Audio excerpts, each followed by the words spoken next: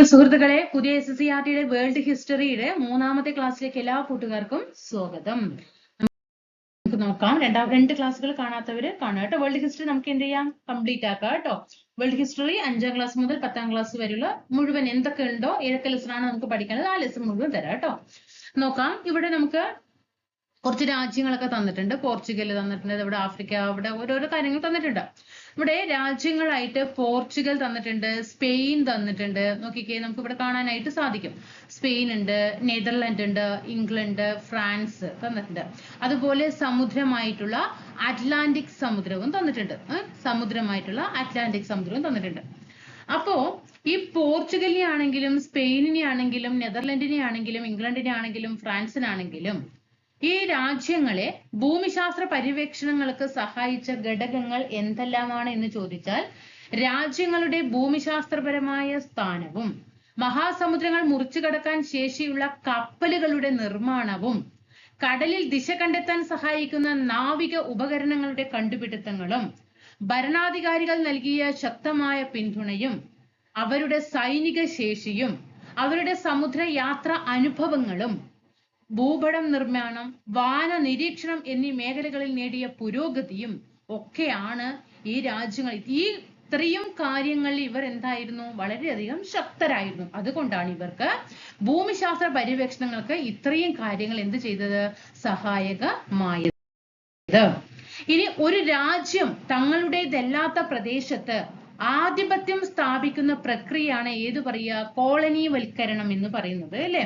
നമ്മൾ ഹിസ്റ്ററി പഠിക്കുമ്പോൾ കോളനിവൽക്കരണം എപ്പോഴും പഠിക്കും.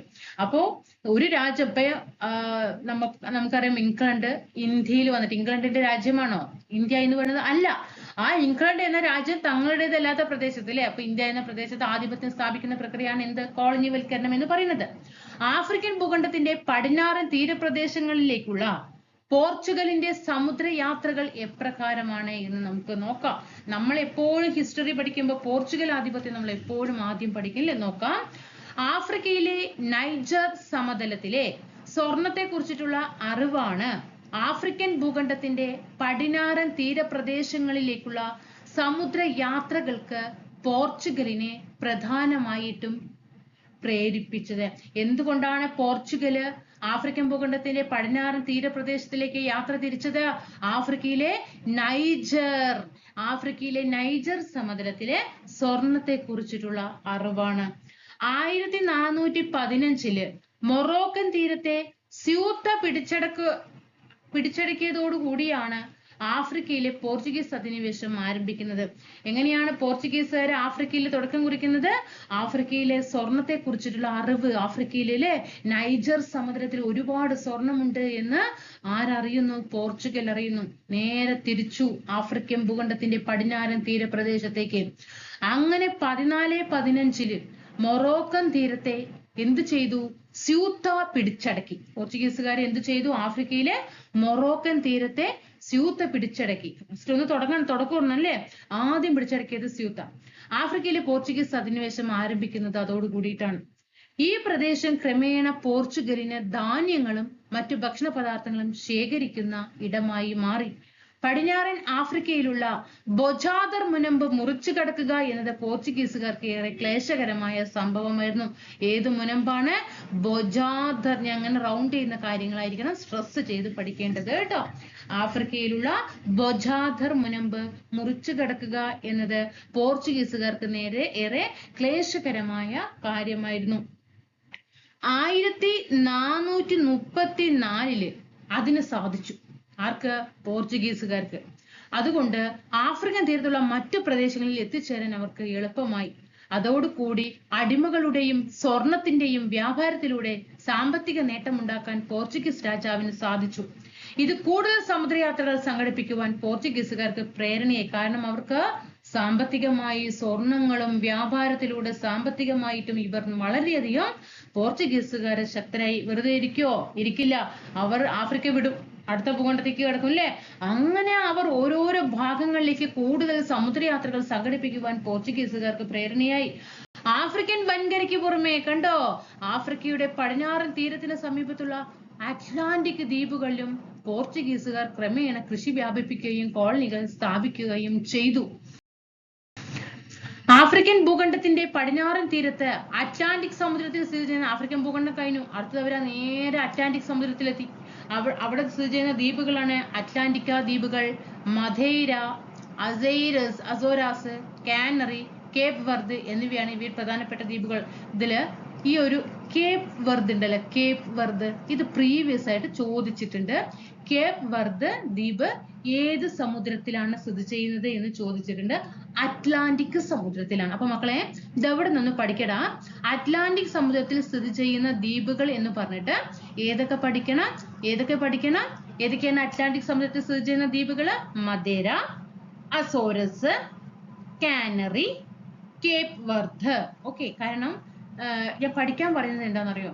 ഇപ്പൊ നിങ്ങൾ +2 ലെവൽ എക്സാം എഴുതുന്നവരുണ്ടാകാം, ഡിഗ്രി തല എക്സാം എഴുതുന്ന എല്ലാവർക്കും ഒരേപോലെ യൂസ് ആണ് SCRT എന്ന് പറയുന്നത്. ഇനി നമുക്കറിയാം ഇപ്പൊ LD എങ്ങനെയായിരിക്കാം ക്വാളിഫിക്കേഷൻ വരുന്നൊന്നും പറയാൻ പറ്റില്ല. നമ്മളെപ്പോഴും പഠനം ഒരു പടി മുന്നിലായിരിക്കണം, ഒരു പടി ബാക്കിലാകരുത്, ഒരു പടി മുന്നിലായിരിക്കണം. എങ്കിലും നല്ല റാങ്ക് നമുക്ക് നേടാനായിട്ട് പറ്റുള്ളൂ. മനസ്സിലാകുന്നുണ്ടോ? അപ്പൊ അറ്റ്ലാന്റിക് സമുദ്രത്തിലെ ദ്വീപുകൾ എന്ന് പറയുന്നത് മദേര, അസോറസ്, കാനറി, കേപ്പ് വെർദ്. കാർഷിക ഉൽപാദന കേന്ദ്രമായും തുറമുഖ കേന്ദ്രമായും ഈ ദ്വീപുകളെ ഉപയോഗിക്കാൻ കഴിയുമായിരുന്നു. കാർഷിക അല്ലേ പ്രൊഡക്റ്റ് നമുക്ക് അവിടെ എന്ത് ചെയ്യാം? കൃഷി ചെയ്യാം, തുറമുഖ കേന്ദ്രമാക്കാം. മനസ്സിലായോ? ഇതൊക്കെ ചെയ്യാൻ കഴിയുമായിരുന്നു. ഇവിടെ ആധിപത്യം സ്ഥാപിച്ച പോർച്ചുഗീസുകാർ ആഫ്രിക്കയിൽ ഇടപെടാനുള്ള പ്രധാന കേന്ദ്രമായും ഏഷ്യൻ സഞ്ചാരത്തിന് പോകുന്ന കപ്പലുകൾക്ക് വെള്ളവും ഭക്ഷണവും ലഭ്യമാക്കുന്ന ഇടത്താവളമായും ഈ ദ്വീപുകളെ ഉപയോഗപ്പെടുത്തി. പിന്നീട് കാനറി ദ്വീപുകൾ സ്പെയിനിന്റെ നിയന്ത്രണത്തിലായി. ഏത് ദ്വീപാണ് ഈ കാനറി ദ്വീപ്? പിന്നീട് സ്പെയിനിന്റെ നിയന്ത്രണത്തിലായി. ഇനി കഴിഞ്ഞു. അങ്ങനെ ആഫ്രിക്കയിലെ വൻകരയിൽ അവിടെയൊക്കെ പോയി പിടിച്ചടക്കി സ്വർണ്ണങ്ങളും സാമ്പത്തിക നേട്ടമൊക്കെ ഉണ്ടാക്കി. അറ്റ്ലാന്റിക് സമുദ്രത്തിൽ പോയി അവിടെ ഉണ്ടായിരുന്ന കുറെ ദ്വീപുകളിലൊക്കെ പോയിട്ട് കാർഷിക ഉൽപാദന കേന്ദ്രങ്ങളായിട്ടും തുറമുഖ കേന്ദ്രങ്ങളുമായി തുടങ്ങി അവിടെയും കുറെ സമ്പാദിച്ചു കൂട്ടി. അങ്ങനെ അടുത്ത് നമ്മുടെ വരികയാണ് ഏഷ്യൻ പ്രദേശങ്ങളിലേക്ക്. എന്ത് ചെയ്തു? തുടക്കമിട്ടു. അത് എങ്ങനെയാണ് തുടക്കമിട്ടത് ഏഷ്യൻ പ്രദേശങ്ങളിലേക്ക്? ഏഷ്യൻ പ്രദേശം പറയുമ്പോൾ നമ്മൾ സ്ഥിതി ചെയ്യുന്ന വൻകരയാണ് അല്ലെ. പോർച്ചുഗീസ് നാവികനായ ബർത്തലോമിയോ ഡയസ് 1400, ഞാൻ റൗണ്ട് ചെയ്യട്ടെടാ, ഒന്ന് നോട്ട് ചെയ്യണേ. ബർത്തലോമിയോ ഡയസ് 1488 ആഫ്രിക്കയുടെ തെക്കേ അറ്റത്തുള്ള കേപ്പ് ഓഫ് ഗുഡ് ഹോപ്പിൽ എത്തിച്ചേർന്നു. ആഫ്രിക്കയുടെ പോർച്ചുഗീസ് നാവികനാണ് ആര്? Bartolomeu Dias. പോർച്ചുഗീസ് നാവികനാണ് ബർത്തലോമിയോ ഡയസ്. അദ്ദേഹം 1488 എന്ത് ചെയ്തു? ആഫ്രിക്കയുടെ തെക്കേ അറ്റത്തുള്ള കേപ്പ് ഓഫ് ഗുഡ് ഹോപ്പിൽ എത്തിച്ചേർന്നു. പ്രക്ഷുബ്ധമായ കടൽ മറികടന്ന് ഇന്ത്യയിലേക്ക് എത്തിച്ചേരാനാകാതെ അദ്ദേഹം തിരികെ പോയില്ലേ. കേപ്പ് ഓഫ് ഗുഡ് ഹോപ്പ് മറികടക്കുക എന്ന് പറയുന്നത് ചെറിയൊരു കാര്യമല്ല. പക്ഷെ അദ്ദേഹം അതുകൊണ്ട് തന്നെ എന്ത് ചെയ്തു? ഇന്ത്യയിലേക്ക് എത്തിച്ചേരാനാകാതെ തിരികെ പോയി. ഇതേ തുടർന്ന് പോർച്ചുഗീസുകാർ ഇന്ത്യൻ മഹാസമുദ്രത്തിലെ പ്രതികൂല സാഹചര്യങ്ങളെ ഭേദിച്ച് സഞ്ചരിക്കാൻ കഴിയുന്ന വിധത്തിലുള്ള കപ്പലുകൾ നിർമ്മിച്ചു. നമ്മൾ ഫസ്റ്റ് സ്ലൈഡിൽ പറഞ്ഞില്ലേ എന്തുകൊണ്ടാണ് ഇവർക്ക് ഓരോരോ ഭാഗങ്ങളിലുള്ളവിടേക്ക് എത്തിച്ചേരാൻ പറ്റിയെന്ന് പറഞ്ഞാൽ അവർക്ക് വലിയ വലിയ കപ്പലുകൾ ഉണ്ടായിരുന്നു എന്ന് പറഞ്ഞില്ലേ. എന്താണ് ഇന്ത്യൻ മഹാസമുദ്രം മുറിച്ചു കിടക്കുക എന്ന് പറയുന്നത് ചെറിയ കാര്യമല്ല അല്ലെ. കേപ്പ് ഓഫ് ഗുഡ് ഹോപ്പ് മറികടക്കാൻ അവർക്ക് പറ്റിയില്ല. പക്ഷെ ഇന്ത്യൻ മഹാസമുദ്രത്തിലെ പ്രതികൂല സാഹചര്യങ്ങളെ ഭേദിച്ച് സഞ്ചരിക്കാൻ കഴിയുന്ന വിധത്തിലുള്ള കപ്പലുകൾ നിർമ്മിച്ചു. അതിനുശേഷം ഈ പാത തന്നെ പിന്തുടർന്ന് സമുദ്രയാത്ര ആരംഭിച്ച Vasco da Gama Cape of Good ഹോപ്പിലൂടെ ആഫ്രിക്കയുടെ കിഴക്കൻ തീരം ചുറ്റിയിട്ട് 1498 ഇന്ത്യയിലെ കോഴിക്കോടുള്ള കാപ്പാട് തീരത്ത് എത്തിച്ചേർന്നു. ഇതോടെ ഏഷ്യൻ പ്രദേശങ്ങളിലെ യൂറോപ്യൻ ആധിപത്യത്തിന് തുടക്കമിട്ടു. അപ്പൊ എങ്ങനെയാണ് പോർച്ചുഗീസ് നാവികനായ Vasco da Gama Cape of Good ഹോപ്പിലൂടെ 1498 ഇന്ത്യയിലെ കോഴിക്കോട് കാപ്പാട് തീരത്ത് എത്തിച്ചേർന്നത് എങ്ങനെയെന്നുള്ളത് മനസ്സിലായല്ലോ. ഇനി അമേരിക്കോ വെസ്പൂജി പുതിയ ലോകമെന്ന് വിശേഷിപ്പിച്ച പ്രദേശം പിന്നീട് അമേരിക്ക എന്ന് അറിയപ്പെട്ടത് എങ്ങനെയാണ്? ബർത്തലോമിയോ ഡയസിന് ശേഷം ഏഷ്യയിലേക്കുള്ള സമുദ്രയാത്ര കണ്ടുപിടിക്കാൻ ശ്രമിച്ചത് ക്രിസ്റ്റഫർ കൊളംബസ് ആയിരുന്നു. നമ്മൾ പറഞ്ഞു 1488 Bartolomeu Dias Cape of Good Hope വഴി എന്ത് ചെയ്തു? ഇന്ത്യയിലേക്ക് വരാൻ ശ്രമിച്ചു, നടന്നില്ല. എന്നാൽ 1498 ഇവിടെ ബർത്തലോമിയോ ഡയസ്, ഇവിടെ വാസ്കോ ഡ ഗാമ എന്ത് ചെയ്തു? ഇന്ത്യൻ മഹാസമുദ്രം ഒക്കെ ഭേദിച്ച് അങ്ങോട്ട് അവിടെ എത്തിയില്ലേ. അപ്പോ പിന്നീട് ബർത്തലോമിയോ ഡയസിന് ശേഷം ഏഷ്യയിലേക്കുള്ള സമുദ്ര പാത്ര കണ്ടുപിടിക്കാൻ ശ്രമിച്ചത് ആരാണ്? ക്രിസ്റ്റഫർ കൊളംബസ് ആണ്. 1492 അദ്ദേഹം വടക്കേ അമേരിക്കയുടെ സമീപത്തുള്ള ഇതൊരു പ്രീവിയസ് ചോദ്യമാണ് കേട്ടോ. ബഹാമസ് ദ്വീപുകളിൽ എത്തിച്ചേർന്നു. 1492 വടക്കേ അമേരിക്കയുടെ സമീപത്തുള്ള ബഹാമസ്. അപ്പൊ ബഹാമസ് ദ്വീപ് സ്ഥിതി ചെയ്യുന്ന വൻകര ഏതെന്ന് ചോദിച്ചാൽ വടക്കേ അമേരിക്ക കേട്ടോ. താൻ കണ്ടെത്തിയ പ്രദേശം ഇന്ത്യയാണെന്ന് അദ്ദേഹം കരുതി. അദ്ദേഹം എത്തിയത് എവിടെയാ? വടക്കേ അമേരിക്കയിലെ ബഹാമസ് ദ്വീപുകളിലാണ് ക്രിസ്റ്റഫർ കൊളംബസ് എത്തിയത്. 1492 ക്രിസ്റ്റഫർ കൊളംബസ്, ശ്രദ്ധിക്കണേ, 1492 ക്രിസ്റ്റഫർ കൊളംബസ് വടക്കേ അമേരിക്കയുടെ ബഹാമസ് ദ്വീപുകളിലെത്തി. പക്ഷെ അദ്ദേഹത്തിന് അത് വടക്കേ അമേരിക്കയാണോ ബഹാമസ് ദ്വീപാണോ എന്നൊന്നും അറിയില്ല. അദ്ദേഹം വിചാരിച്ചത് അത് ഇന്ത്യ ആണ് എന്നാണ് വിചാരിച്ചത്. പിന്നീട് മറ്റൊരു ഇറ്റാലിയൻ സഞ്ചാരിയായ അമേരിക്കോ വെസ്പൂച്ചി ആണ് ഇതൊരു പുതിയ ഭൂഖണ്ഡമാണെന്ന് തിരിച്ചറിഞ്ഞത്. അദ്ദേഹം ഈ പ്രദേശത്തെ പുതിയ ലോകം എന്ന് വിളിച്ചു. അങ്ങനെ 1507 ജർമ്മൻ ഭൂപട നിർമ്മാതാവായിട്ടുള്ള Martin Waldseemuller Amerigo വെസ്പൂച്ചിയുടെ പേരുമായി ബന്ധപ്പെടുത്തി ഈ പ്രദേശങ്ങൾക്ക് അമേരിക്ക എന്ന പേര് നൽകി. എങ്ങനെയാണ് അമേരിക്ക എന്ന പേര് നൽകിയത്?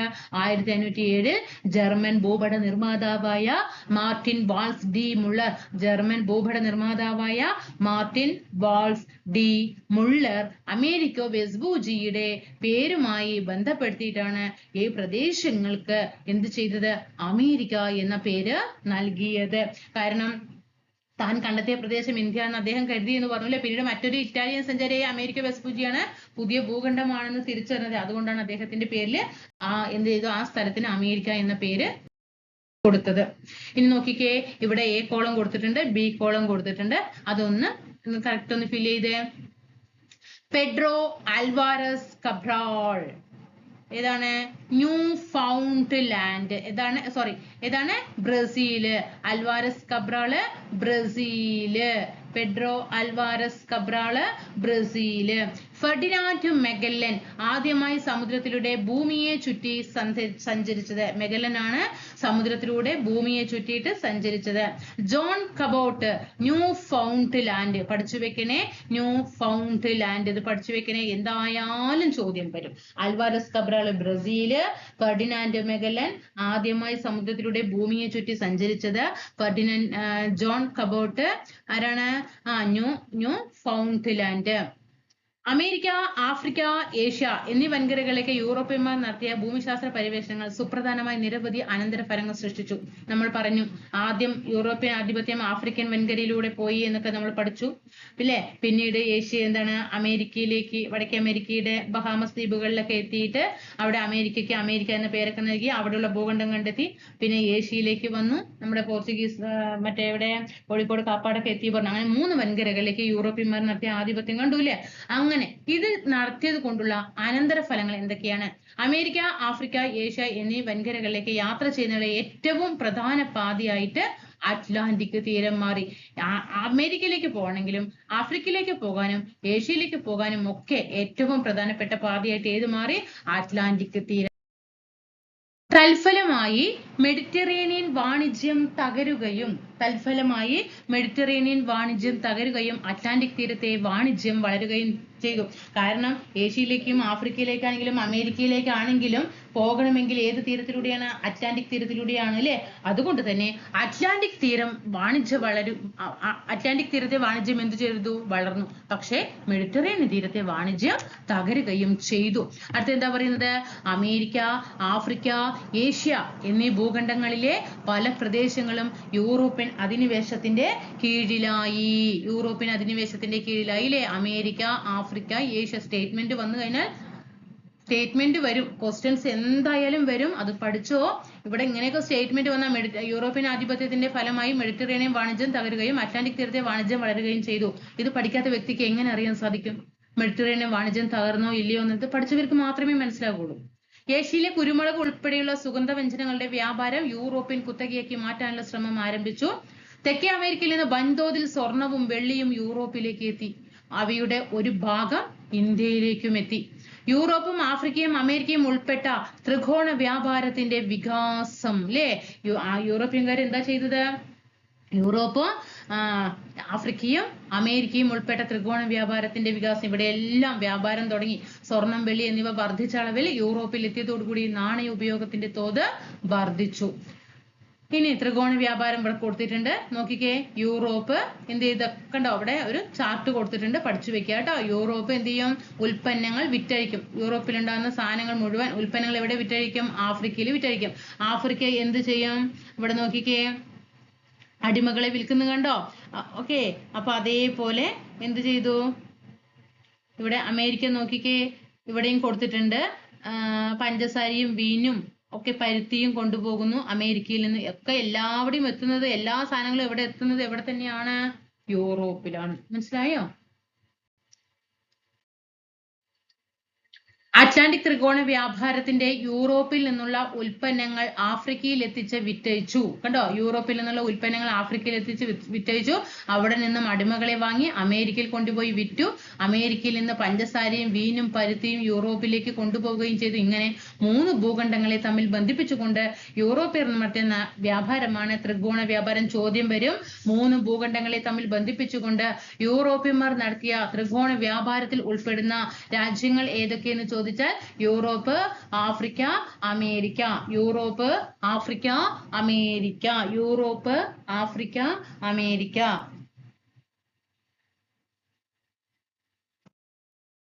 അടുത്ത നോക്കിക്കേ,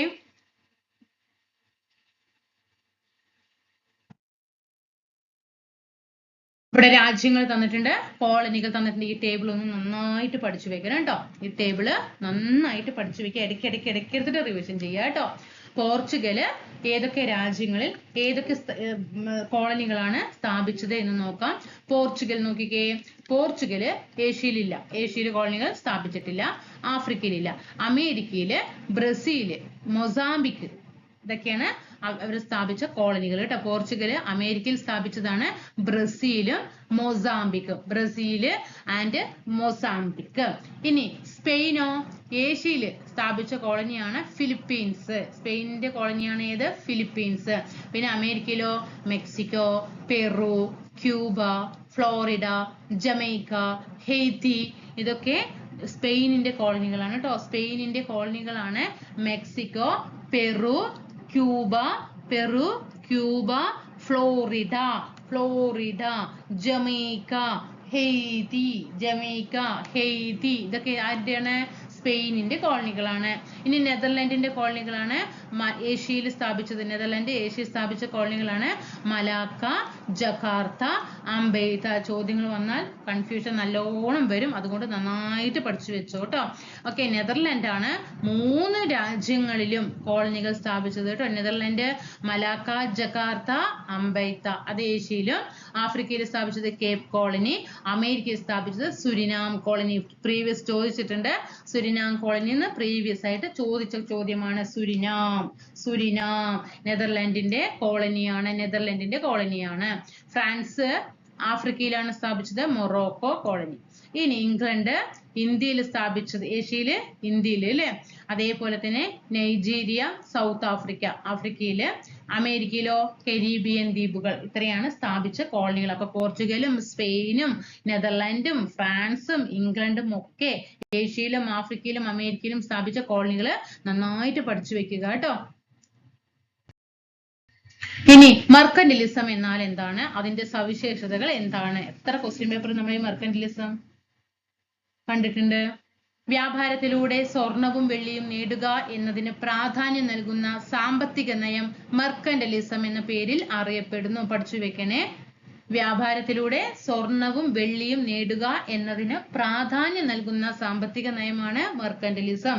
ഈ നയപ്രകാരം ഒരു രാജ്യത്തിന്റെ കൈവശമുള്ള സ്വർണത്തിന്റെയും വെള്ളിയുടെയും ശേഖരമാണ് ആ രാജ്യത്തിന്റെ സമ്പത്തിന്. ഇപ്പൊ ഒരു രാജ്യത്തിൽ എത്ര സ്വർണമുണ്ടോ എത്ര വെള്ളിയുണ്ടോ അതിനനുസരിച്ചിട്ടാണ് ആ രാജ്യത്തിന്റെ സാമ്പത്തിക ശേഷി കണക്കാക്കുക.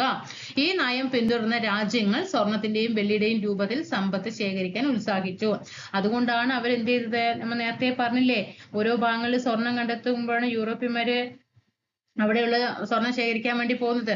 തങ്ങളുടെ രാജ്യത്തേക്കുള്ള ഇറക്കുമതി കുറയ്ക്കുകയും കയറ്റുമതി വർദ്ധിപ്പിക്കുകയും ചെയ്തുകൊണ്ട് തങ്ങളുടെ കൈവശമുള്ള സമ്പത്ത്, അതായത് സ്വർണവും വെള്ളിയും നഷ്ടപ്പെടാതെ സൂക്ഷിക്കാനും മറ്റു രാജ്യങ്ങളിൽ നിന്ന് പരമാവധി സമ്പത്ത് ആർജിക്കാനും കഴിയുമെന്നതാണ് മെർക്കന്റിലിസം നയത്തിന്റെ സവിശേഷത.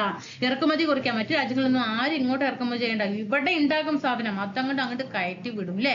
അപ്പൊ എന്താകും, ആ കയറ്റുമതി വർദ്ധിപ്പിക്കുമ്പോൾ തിരിച്ച് അവരിന്റെ നിന്ന് എന്താ ആവശ്യപ്പെടുക, സ്വർണവും വെള്ളിയൊക്കെ ആയിട്ടായിരിക്കും എന്ത് ചെയ്യുക, ആവശ്യപ്പെടുക. അപ്പൊ അവനവന്റെ കയ്യിലുള്ള സാധനങ്ങൾ അവിടെ സേഫും ആയിരിക്കും. സമ്പത്തിന്റെ ഫലപ്രദമായ വിനിയോഗം കൊണ്ട് എപ്രകാരമാണ് ഇംഗ്ലണ്ടിൽ വ്യവസായവൽക്കരണത്തിന് തുടക്കം കുറിച്ചത്? നമുക്കറിയാം, വ്യവസായവൽക്കരണം ആരംഭിച്ചത് തന്നെ എവിടെയാണ്? ആദ്യം ഇംഗ്ലണ്ടിലാണ്. പ്രീവിയസ് ചോദ്യമാണ് കേട്ടോ. ഇംഗ്ലീഷുകാർ ജോയിന്റ് സ്റ്റോക്ക് കമ്പനികൾ വഴിയാണ് കോളനികളിൽ വ്യാപാരം നടത്തിയിരുന്നത്. ഇത് വഴിയാണ്? ജോയിന്റ് സ്റ്റോക്ക് കമ്പനികൾ വഴി. മൂലധനത്തിന്റെ ഏകീകരണത്തിന് പ്രാധാന്യം നൽകി രൂപീകരിച്ചവയാണ് ജോയിന്റ് സ്റ്റോക്ക് കമ്പനികൾ. ഇതിനാണ്? മൂലധനത്തിന്റെ ഏകീകരണത്തിന്. ഇത്തരം കമ്പനികൾ അവർ സ്വന്തമാക്കിയ ലാഭം വീണ്ടും വ്യാപാരത്തിൽ നിക്ഷേപിച്ച് കൂടുതൽ വരുമാനം നേടി. ഇത് ഇംഗ്ലണ്ടിന്റെ വ്യവസായങ്ങൾ ആരംഭിക്കുന്നതിൽ പ്രധാന വെച്ചു. അതായത് ഇപ്പൊ ഒരു വ്യാപാരം തുടങ്ങി, അതിൽ നിന്ന് കുറച്ച് ലാഭങ്ങൾ കിട്ടി. അപ്പൊ ആ ലാഭം എന്ത് ചെയ്യും? വീണ്ടും എക്സ്ട്രാ വ്യാപാരം ചെയ്യും. അങ്ങനെ വളരെയധികം സമ്പാദിക്കുകയും ചെയ്യും. അതിനനുസരിച്ച് അവിടെ നിക്ഷേപങ്ങളും കൂടുതൽ നിക്ഷേപിച്ചുകൊണ്ട് കൂടുതൽ വരുമാനം നേടാനാണ് വ്യവസായവൽക്കരണത്തിലൂടെ ഇംഗ്ലണ്ട് ശ്രമിച്ചത്. ഇനി യൂറോപ്യന്മാരുടെ കോളനിവൽക്കരണത്തിന്റെ ഫലങ്ങൾ എന്തൊക്കെയാണ്? നമ്മൾ നേരത്തെ പഠിച്ചതിൽ ആഫ്രിക്കയിലും അമേരിക്കയിലും ഒക്കെ നോക്കാം. എന്തൊക്കെയാണ് യൂറോപ്യന്മാരുടെ കോളനിവൽക്കരണത്തിന്റെ ഫലങ്ങൾ? ഓരോന്നായിട്ട് പഠിക്കണം, ഒന്നും വിട്ടുപോകാൻ പാടില്ല. ആഫ്രിക്കയില് അടിമത്തവും അടിമ വ്യാപാരവും ആരംഭിച്ചു. യൂറോപ്യൻ രാജ്യങ്ങളിലേക്ക് കോളനികളുടെ സമ്പത്ത് ഒഴുകി. തദ്ദേശീയർക്ക് തങ്ങളുടെ പ്രദേശങ്ങൾക്ക് മേലുള്ള സാമ്പത്തിക രാഷ്ട്രീയ അധികാരങ്ങൾ നഷ്ടപ്പെട്ടു. കോളനികളിലെ തദ്ദേശീയ സംസ്കാരങ്ങൾ തകർച്ച നേരിട്ടു. കോളനികളിൽ പാശ്ചാത്യ ജീവിത രീതികളുടെ വ്യാപനം ഉണ്ടായി. പാശ്ചാത്യ ജീവിത രീതി പറഞ്ഞാൽ യൂറോപ്യന്മാരുടെ ജീവിത രീതി എന്താണ്? ആ ജീവിത രീതിയാണ് ഈ കോളനികളിൽ കൊണ്ടുവന്നത്. ക്രിസ്തുമതം കോളനികളിൽ പ്രചരിപ്പിക്കപ്പെട്ടു. ഇനി കച്ചവട മുതലാളിത്തം പറഞ്ഞാൽ എന്താണ്? ഭൂമിശാസ്ത്ര പര്യവേക്ഷണങ്ങൾ ആഗോള വ്യാപാര രംഗത്തെ വലിയ മാറ്റങ്ങൾക്ക് വഴി തുറന്നു. വ്യാപാര രംഗത്ത് നേരത്തെ മുതൽ പ്രവർത്തിച്ചിരുന്നവർ ഇതോടെ അതിസമ്പന്നരായിട്ട് മാറി. ഇവരെ കച്ചവട മുതലാളിമാർ എന്നാണ് വിളിച്ചത്. ഓക്കെ, ഇത് ആവശ്യമില്ല, ഒന്ന് വായിച്ചു വിട്ടാൽ മതി. ഇനി വ്യവസായ മുതലാളിത്തം, ഇതൊന്ന് വായിച്ചു വിടാം കേട്ടോ. വ്യാപാര രംഗത്തെ നേരത്തെ മുതൽ പ്രവർത്തിച്ചിരുന്ന അതിസമ്പന്നരായ കച്ചവട മുതലാളിമാർ ഉൾപ്പെട്ട സമ്പദ് വ്യവസ്ഥയാണ് കച്ചവട മുതലാളിത്തം.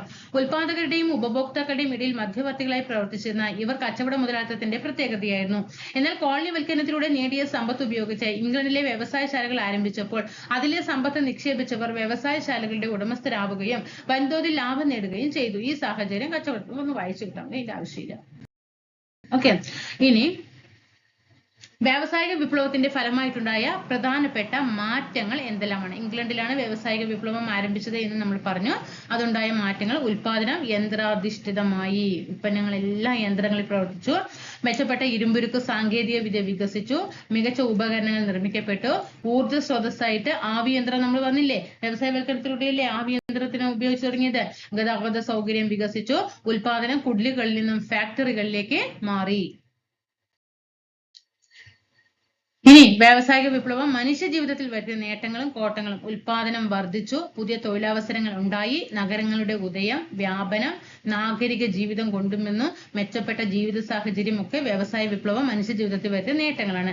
എന്നാൽ അതിന്റെ കോട്ടങ്ങളാണ്: തൊഴിലാളികളെ ചൂഷണം ചെയ്യൽ, ദാരിദ്ര്യം, പകർച്ചവ്യാധി, സ്ത്രീകൾക്കും കുട്ടികൾക്കും ദൈർഘ്യമേറിയ തൊഴിൽ സമയം, കുറഞ്ഞ വേതനം, ചേരികളുടെ ഉദയം, തിരക്കേറിയതും ശുചിത്വമില്ലാത്തതുമായ നഗരങ്ങൾ, നഗരങ്ങളിൽ തൊഴിലാളികൾക്ക് ദുരിത ജീവിതം തുടങ്ങിയവയാണ് വ്യവസായ വിപ്ലവം മനുഷ്യ ജീവിതത്തിൽ വരുത്തിയ കോട്ടങ്ങൾ പറയുന്നത്. ഇനി കാൾ മാർക്സിനെ കുറിച്ചിട്ട് നോക്കാം. വ്യാവസായിക മുതലാളിത്ത ചൂഷണത്തിനെതിരെ വിവിധ തരത്തിലുള്ള പ്രതിഷേധങ്ങളും ആശയങ്ങളും ഉയർന്നു വന്നു. ഇതിൽ സുപ്രധാനമായിരുന്നു സോഷ്യലിസ്റ്റ് ആശയങ്ങൾ. അപ്പൊ കാൾ മാർക്സിന്റെ ആശയം എന്ന് പറയുന്നത് സോഷ്യലിസ്റ്റ് ആശയങ്ങളാണ്. വിഭവങ്ങളുടെ നീതിയുക്തമായ വിതരണവും ഉൽപാദനോപാധികളുടെ പൊതു ഉടമസ്ഥതയുമായിരുന്നു സോഷ്യലിസ്റ്റ് ആശയങ്ങളുടെ കേന്ദ്ര ബിന്ദു.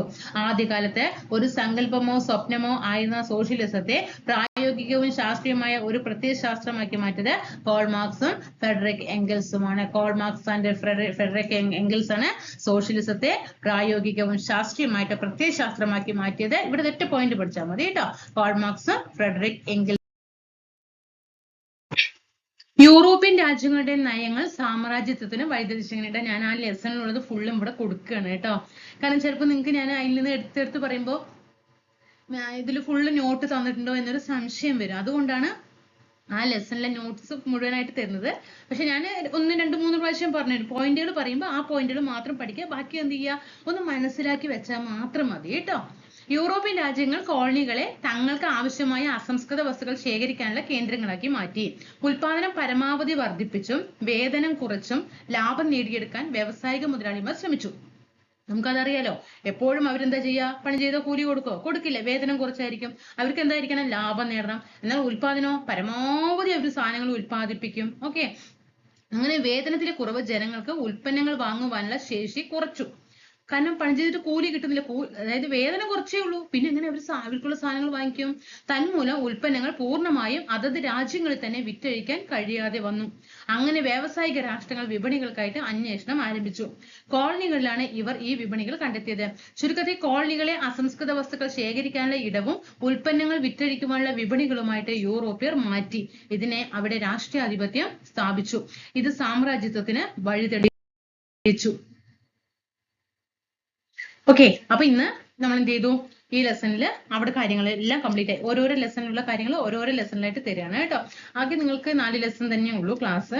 ഇത് SSCRT വേൾഡ് ഹിസ്റ്ററി പഠിക്കേണ്ട ഭാഗത്ത് അത് ഫുള്ളും തരാം കേട്ടോ. പിന്നെ നമുക്കിനി ഒരു 1-2 ക്ലാസ്സോട് കൂടിയിട്ട് ഒരു ക്ലാസ്സോട് കൂടിയിട്ട് നമ്മുടെ കാര്യങ്ങൾ കഴിയും, വേൾഡ് ഹിസ്റ്ററി കഴിയും കേട്ടോ. അപ്പൊ ഇനി അടുത്തത് നിങ്ങൾക്ക് SSCRTയിൽ നിന്നും എക്കണോമിക്സ് ആണോ, ഏതാണ് ജോഗ്രഫി വേണോ, ഏതാന്നുള്ളത് താഴെ ഒന്ന് കമന്റ് ചെയ്യണം കേട്ടോ. ഓക്കെ, അടുത്ത ക്ലാസ്സിൽ കാണാം. സബ്സ്ക്രൈബ് ചെയ്യാതെ കാണുന്നുണ്ടെങ്കിൽ തീർച്ചയായിട്ടും സബ്സ്ക്രൈബ് ചെയ്ത് സപ്പോർട്ട് ചെയ്യണം കേട്ടോ. ലൈക്ക് ചെയ്യണം, ഷെയർ ചെയ്യണം, താഴെ കമന്റ് ചെയ്യണം കേട്ടോ. Okay, thank you.